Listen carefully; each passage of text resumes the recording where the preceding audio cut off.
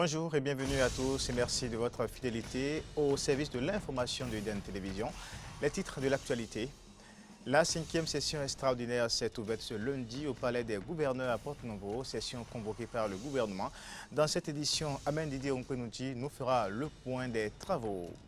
Le Centre international en Afrique de formation des avocats francophones CIFAF aura bientôt un siège au Bénin.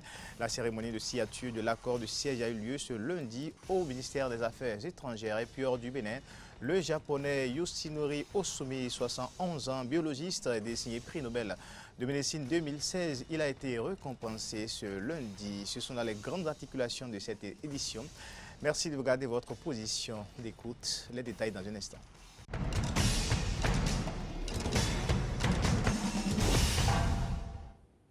Encore une fois, bienvenue à toutes et à tous. Ouverture de la 5e session extraordinaire ce lundi au Palais des gouverneurs à Porte-Novo, une session convoquée par le gouvernement. On fait le point avec Amen Didier Onkwenoudji et Romaek Devoshi.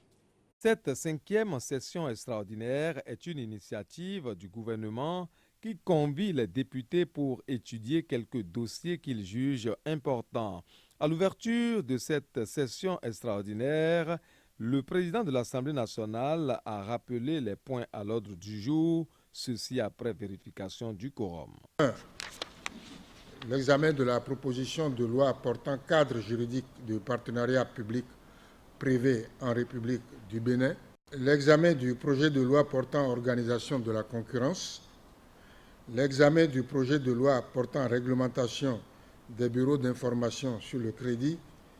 Et 4. L'examen du projet de loi portant autorisation de ratification de l'accord de Paris du 12 décembre 2015 sur les changements climatiques. Les commissions permanentes concernées par ces dossiers à l'ordre du jour de cette 5e session extraordinaire, interpellées, estiment que les dossiers en question ne sont pas totalement apprêtés.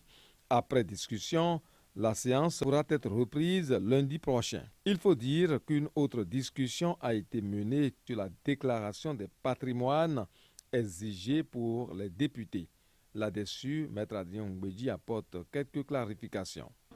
C'est un travail individuel. Si un député estime devoir faire sa déclaration de patrimoine, il fait sa déclaration de patrimoine en se conformant à ce que dit la loi.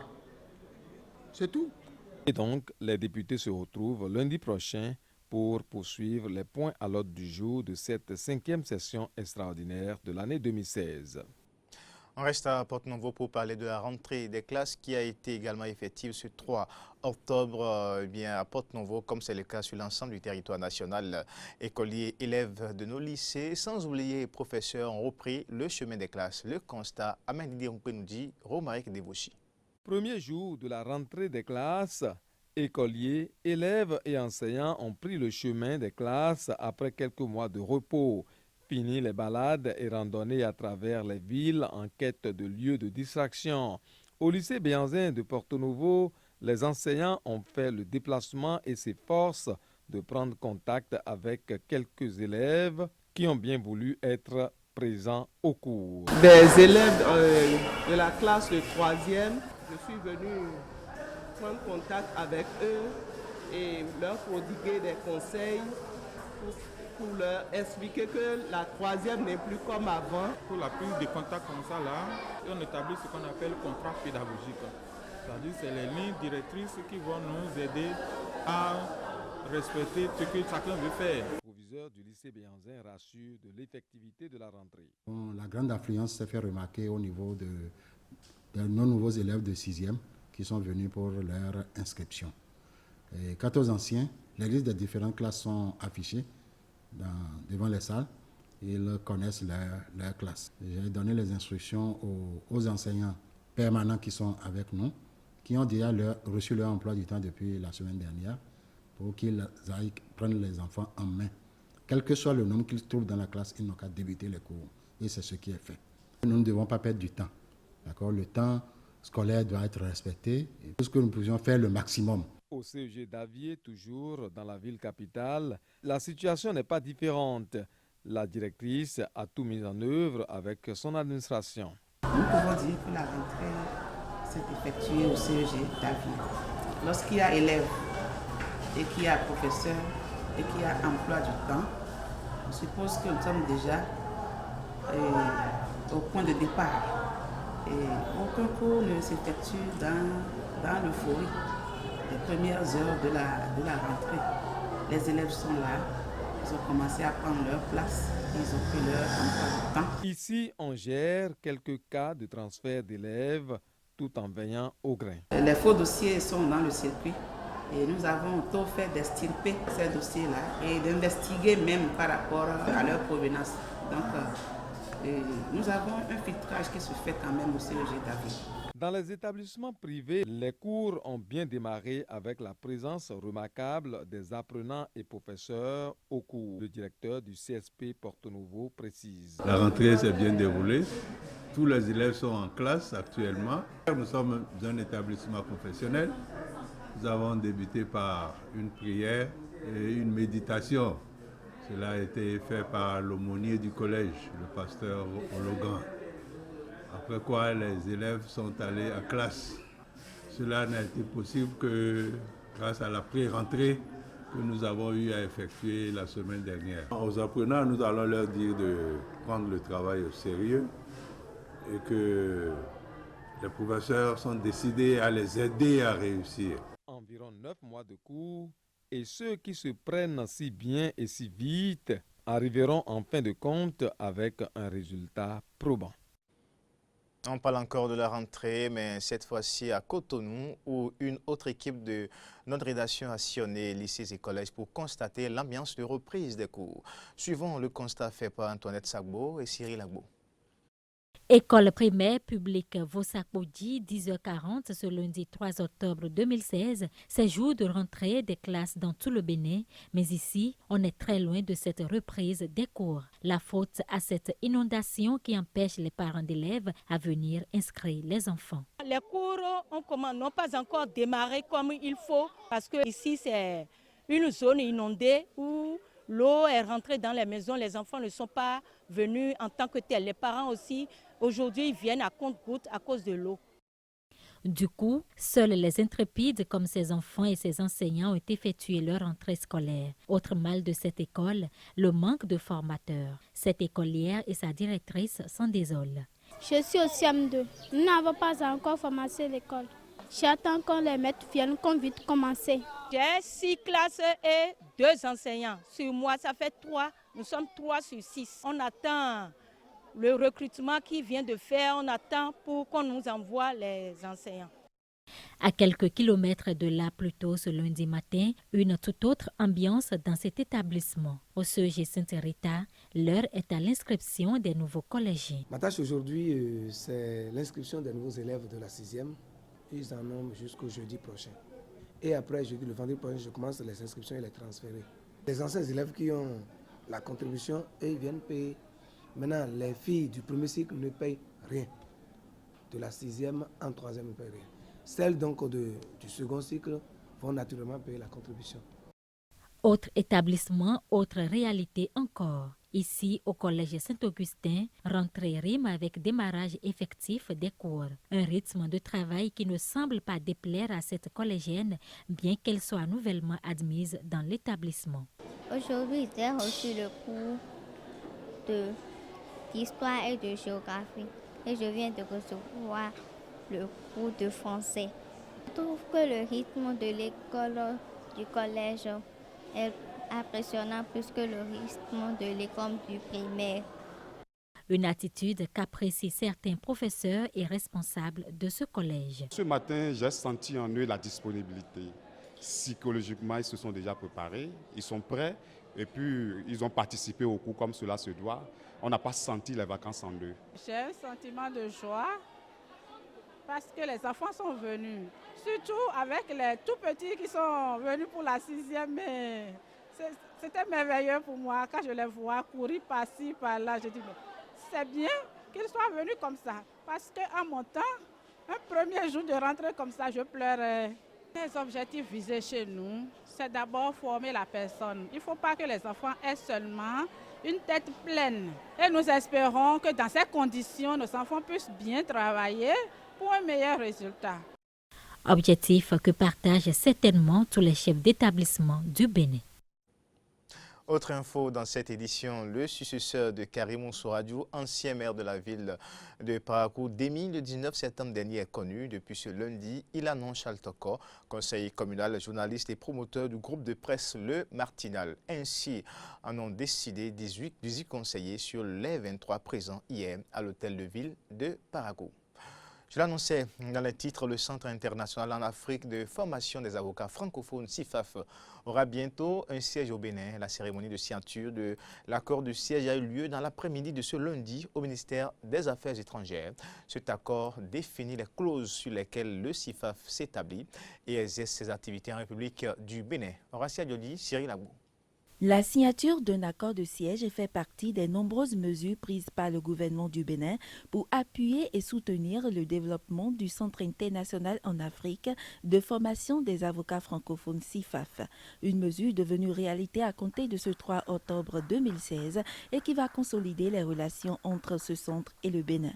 La signature du présent accord de siège vient consacrer le développement au Bénin par le CIFAF d'un pôle d'expertise inédit. Une telle expertise du CIFAF contribue à l'attractivité économique, au renforcement de l'état de droit et à l'affermissement de la démocratie, gage de la paix au Bénin et en Afrique. Grâce à cet accord, des facilités, des privilèges et des immunités sont consentis au CIFAF par le gouvernement pour la mise en œuvre aisée des objectifs du centre. À travers cette signature d'accord de siège, le gouvernement du Bénin octroie plusieurs catégories d'avantages en termes d'exonération douanière et fiscale, qui s'analyse en réalité comme la contrepartie de l'État béninois à l'action remarquable que mène votre organisation. Mon souhait est que ces privilèges et ces facilités vous aident davantage à accroître le volume de vos prestations et vos réalisations au Bénin, afin que, ce faisant, vous puissiez élargir encore le cercle des bénéficiaires de vos prestations. Et ces actions, pour être plus bénéfiques, doivent notamment contribuer à la réduction du ratio avocat-population dans nos pays. Le Bénin reçoit chaque année, depuis 2000, pour le compte du CIFAF, environ 60 avocats de 16 pays francophones pour un mois de formation initiale et continue. Dans l'après-midi de ce lundi, l'agence turque de coordination et de coopération dénommée TICA a fait œuvre utile au ministère des Sports en offrant un important lot de matériel sportif à l'Office béninois des sports scolaires et universitaires. La remise de ce lot de matériel sportif constitué entre autres de maillots et des paires de crampons s'est effectuée en présence de Ozal Omeki, ministre des Sports, de l'ambassadeur de la Turquie près le Bénin. À l'occasion, la signature du parapheur s'est faite entre le directeur de l'OBSU et le représentant de TICA. Suivons ici un extrait des propos du ministre des Sports et de l'ambassadeur de la Turquie. Si on commence avec un bon matériel, si on peut donner les enfants la chance d'essayer un sport comme il faut, quand ils seront grands, peut-être que le Bénin aura la possibilité de participer à des tournois régionaux et internationaux. J'espère que cette don de TICA, et il s'agit de 1000 ballons, 1500 maillots, 1500 paires de crampons, 1500 paires de chaussettes, 1500 paires de protège tibia et 60 paires de filets de but. Peut-être ça va créer l'étincelle pour que les jeunes aient le moyen de s'entraîner comme il faut pour les tournois à venir dans 10 ans, 15 ans, j'espère. Le geste que vous faites aujourd'hui pour les sportifs béninois en général et pour les footballeurs en particulier est un geste qui portera des fruits parce qu'il vient au moment où le gouvernement entre dans un vaste programme de formation des jeunes footballeurs dans les écoles et dans les communes. Et donc, je veux vous inviter à prendre rendez-vous avec nous parce que dans quelques années, le fruit de ce don que vous venez de faire sera perceptible en Afrique et partout dans le monde. Nous avons pris l'engagement de travailler et de faire en sorte que tous les talents qui sont dans nos écoles, dans nos universités, comme dans toutes les 77 communes du Bénin, soient répertoriés encadrés et valorisés. L'acte que vous posez aujourd'hui est un acte majeur. Je veux très sincèrement remercier les amis de l'ATICA qui, en dehors du sport, aident le Bénin dans d'autres domaines également. Nous les remercions, mais nous leur demandons encore de continuer à nous donner un coup de main pour que nous puissions nous aussi réaliser le miracle que la Turquie a réalisé en quelques années. L'actualité hors du Bénin à présent, le Premier ministre gabonais Emmanuel Issoze Ngondé a annoncé dimanche soir la formation d'un gouvernement où quelques rares personnalités de l'opposition font leur entrée malgré les annonces répétées de l'âge ouverture voulu par Ali Bongo Ondimba, réélu après une présidentielle contestée. Écoutons le Premier ministre gabonais. Cette équipe comprend naturellement des personnalités appartenant à la majorité, mais aussi des membres de l'opposition, ainsi que des acteurs de la société civile. L'équipe compte un peu plus de 30% de femmes et elle a été renouvelée de moitié par rapport à l'équipe précédente. On poursuit en interactualité. Le prix Nobel de médecine a récompensé lundi le japonais Yoshinori Ohsumi pour ses découvertes sur l'usine de recyclage de nos cellules qui, en cas de dysfonctionnement, peut déclencher la maladie de Parkinson ou le diabète. Commentaire Polika Paidini. Le voici, Yoshinori Ohsumi, le prix Nobel de médecine 2016. L'Assemblée Nobel de médecine lui a décerné cette récompense suprême ce lundi, ouvrant ainsi la saison 2016 des prix Nobel, un sacre que le Japonais apprécie à sa juste valeur. Je considère que recevoir ce prix est un honneur sans égal. Biologiste et professeur honoraire à l'Université de technologie de Tokyo, Ohsumi doit son prix Nobel de médecine à ses travaux sur l'usine de recyclage de nos cellules dont le dysfonctionnement peut déclencher la maladie de Parkinson ou le diabète.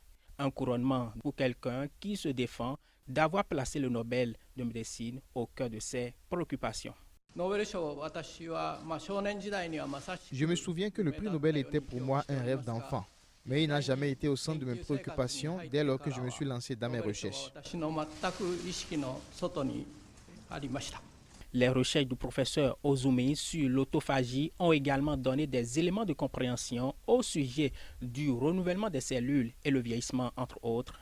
Le prix Nobel de médecine 2016 succède au co-lauréat du même prix de 2015, à savoir l'Irlando-américain William Campbell, le japonais Satoshi Omura et la chinoise Tu Youyou, choisis pour leur découverte de traitements contre les infections parasitaires et le paludisme.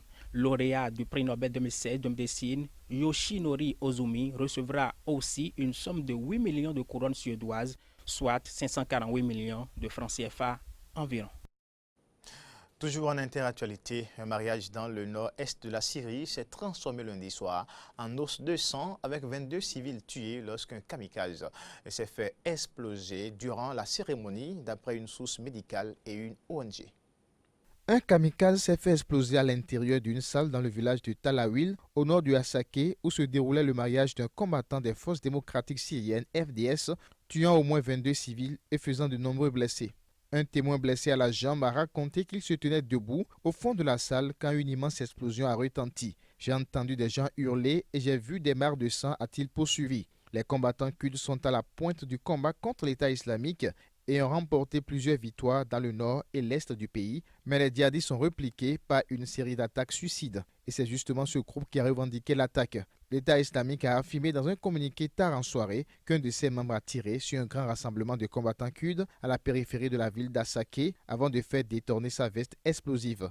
Cette revendication, qui ne fait pas référence à un mariage, évoque un bilan de plus de 40 morts. Déclenchée en 2011, la révolte en Syrie contre le régime de Bachar al-Assad s'est transformée en guerre dévastatrice dans laquelle sont maintenant impliqués plusieurs acteurs locaux, régionaux et internationaux, dont des groupes djihadistes redoutés comme État islamique. En 5 ans, le conflit a fait plus de 300 000 morts et des millions de déplacés.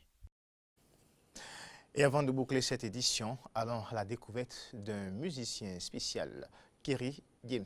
Vous aurez la substance sur ce monsieur dans ce reportage. Les mots de Nicolas Sarkozy, Kerry James ne les a toujours pas digérés. Vous avez assez de cette bande de racailles. On va vous en débarrasser.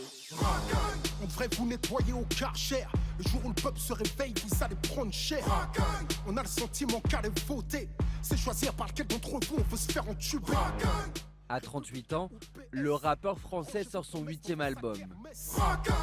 Avec ce titre, il interpelle la classe politique en pleine campagne électorale. J'ai eu la volonté de le faire avant les élections parce que je savais que ces déclarations abusives, discriminatoires, elles allaient se multiplier. Et j'ai simplement voulu recentrer le débat et rappeler des vrais problèmes comme le cumul des mandats, la délinquance dans les plus hautes sphères du gouvernement. Comme toute la France d'en bas, je crois plus aux politiciens. Je continue le combat, je crois au réveil citoyen. Depuis ses débuts en bas des tours d'Orly, Kerry James a toujours affiché ses convictions. D'abord avec Idéal J, son groupe, puis en solo. Il se veut le porte-voix de la jeunesse oubliée, éloignée des élites. Étranger, quoi que je fasse, quoi que je fasse, quoi que je fasse, je ne serai jamais à ma place. Né en Guadeloupe, converti à l'islam, Kerry James estime qu'il est aujourd'hui difficile d'être noir et musulman en France. Un rap engagé, de plus en plus rare sur les ondes radio. Aujourd'hui, les thèmes les plus abordés dans le rap français, c'est j'ai des armes, j'ai de l'argent et des femmes, c'est plutôt ça. Hein. Et donc je suis revenu à un truc à l'ancienne. Kerry James jouant le geste à la parole. Ça va Fabrice, ça va bien? Ça va, merci. Il a fondé une association de soutien scolaire. Une partie de ses cachets finance des bourses d'études pour les jeunes des quartiers. Fabrice a bénéficié de 6 000 € pour poursuivre ses études en master de marketing. Je le vois comme une des dernières grosses étapes dans ma vie scolaire. Et puis si Dieu le veut, soit je vais travailler, soit je vais créer une entreprise, on verra bien. Je pense qu'il y a deux façons de faire changer un système ou de renverser un système. Soit de l'extérieur, et il faut avoir recours à la violence pour ça, et ce n'est pas le chemin que j'ai choisi, ou soit de l'intérieur. Et donc si tu veux le faire changer de l'intérieur, à un moment ou à un autre, il faudra parler avec ceux qui ont la capacité de faire changer les choses. À bout de souffle, la France est en apnée. Maintenant on se rend compte à quel point précieuse est la paix. Après une tournée dans toute la France, c'est au théâtre que Kerry James continuera son combat. Il a écrit la pièce À vif, où deux avocats s'affrontent autour d'une question essentielle. L'État est-il le seul responsable de la situation actuelle des banlieues en France? Sans doute de quoi inspirer la classe politique à quelques mois de la présidentielle. On n'a plus le choix, il me semble. On doit vivre ou mourir ensemble.